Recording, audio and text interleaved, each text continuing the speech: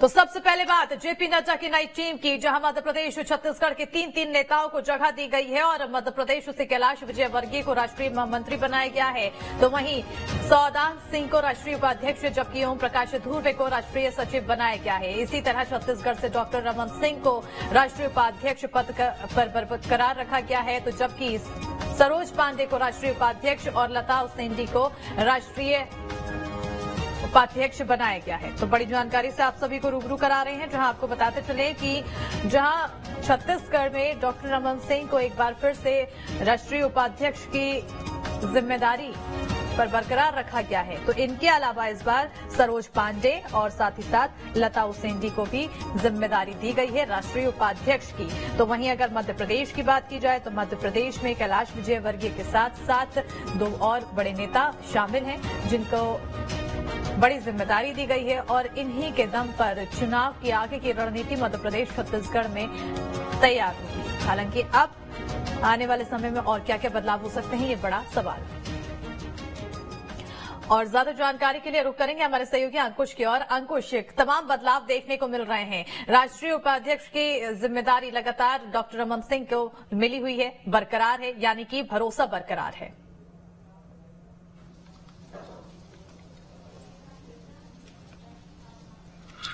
जाहिर तौर पर और जिस तरीके से राष्ट्रीय अध्यक्ष जेपी नड्डा की लिस्ट जो है वो सामने आई है और उस लिस्ट में छत्तीसगढ़ के 3 बड़े नेताओं के नाम शामिल किए गए हैं, इससे स्पष्ट होता है कि 2023 और 2024 की विधानसभा चुनाव को लेकर बीजेपी ने पूरी तरीके से तैयारियां कर ली हैं।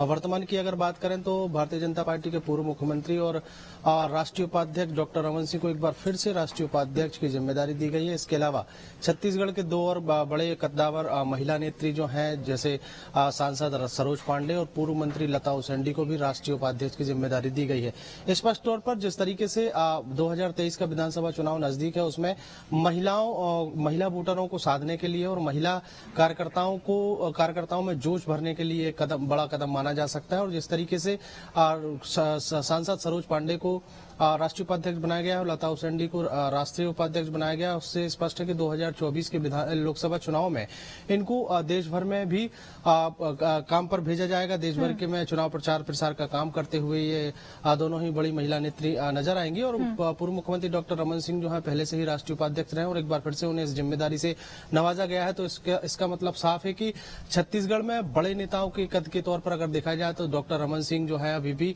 सबसे बड़ी सूची में शामिल है। और राष्ट्रीय स्तर पर जो सूची जारी की गई है उसमें छत्तीसगढ़ से 3 नेताओं के नाम शामिल होना बताता है कि छत्तीसगढ़ भारतीय जनता पार्टी का देश की राजनीति में और देश की भाजपा के केंद्रीय नेतृत्व में कितना दखल है, उस दखल को देखते हुए आने वाले चुनावी लिहाज से इस पूरी लिस्ट बिल्कुल। अंकुश, हमारी सहयोगी नीलम भी जुड़ चुकी है क्योंकि मध्य प्रदेश में भी कई बड़े बदलाव हुए हैं। लेकिन सबसे पहले अंकुश, मैं आपसे ही जानना चाहूंगी कि छत्तीसगढ़ में रमन सिंह को एक बार फिर से राष्ट्रीय उपाध्यक्ष बनाया गया है, यानी कि भरोसा बरकरार है, यानी कि अब इसके मायने क्या देखे जा सके?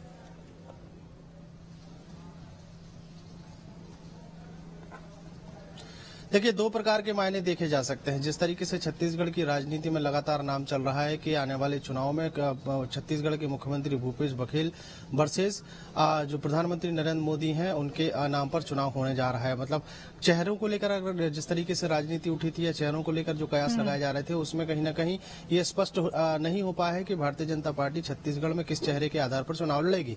केवल प्रधानमंत्री के नाम पर और कमल के फूल के निशान के नाम पर जो है ये चुनाव लड़ने की बातें कही जा रही है। इससे इस बात का अंदाजा लगाया जा सकता है कि भारतीय जनता पार्टी की तरफ से जो एक राष्ट्रीय स्तर की सूची जारी की गई है उसमें पूर्व मुख्यमंत्री डॉक्टर रमन सिंह का नाम शामिल है। तो स्पष्ट है कि कहीं न कहीं पूर्व मुख्यमंत्री डॉक्टर रमन सिंह जो बड़े नेता है और उनके नाम पर दाव कहीं न कहीं छत्तीसगढ़ बिल्कुल ये भी माना जा सकता है कि जो भरोसा है उन पर लगातार कायम है और आने वाले समय में भी उनको बड़ी जिम्मेदारियों से निर्वहन किया जा सकता है। नीलम की ओर रुख करना चाहेंगे। नीलम, क्योंकि मध्य प्रदेश में कैलाश विजयवर्गीय, ओम प्रकाश धुर्वे और सौदान सिंह का नाम भी शामिल हुआ है केंद्रीय पदाधिकारियों की सूची में।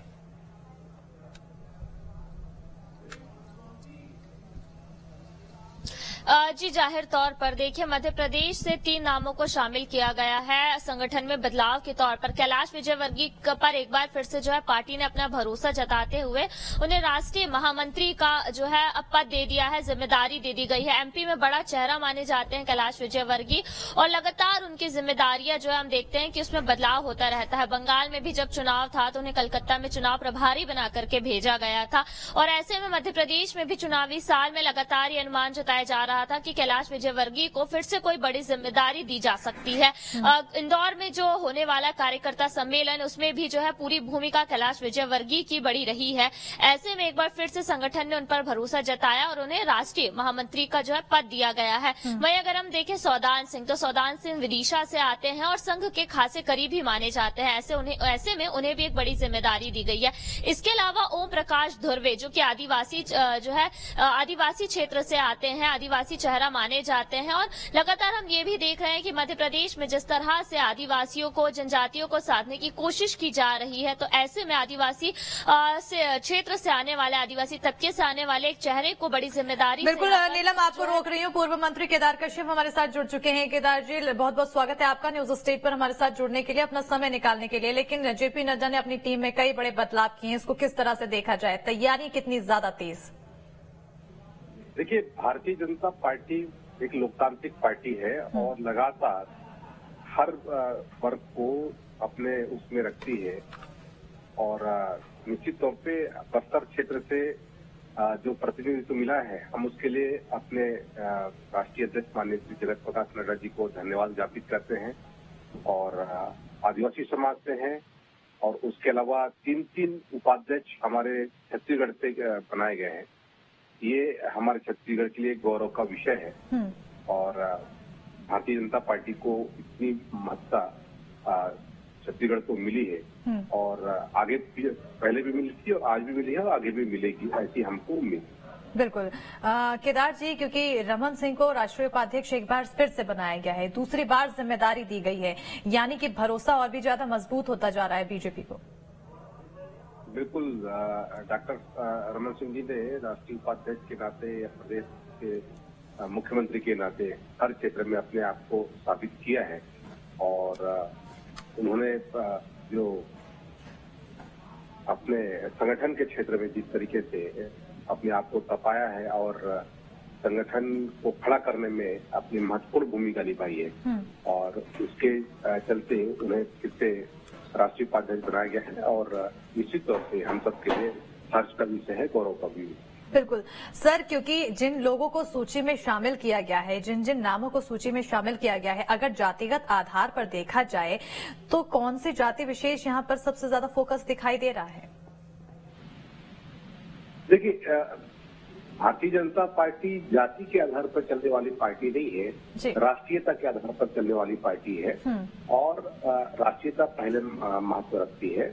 और जो यहाँ से प्रतिनिधित्व मिला है, निश्चित तौर से पिछड़े क्षेत्र से इतना जो प्रमुखता से हमारे ख्याल से है लीडरों को स्थान प्राप्त हुआ है, कहीं न कहीं से छत्तीसगढ़ को भारतीय जनता पार्टी ने, केंद्र सरकार ने हमेशा महत्व दिया है, कल भी महत्व दिया था, आज भी महत्व दिया है।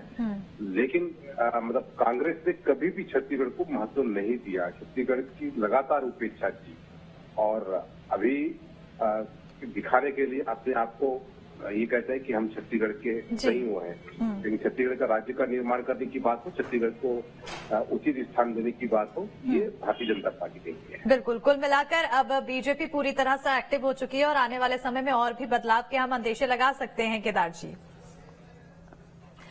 तो इसी के साथ बहुत बहुत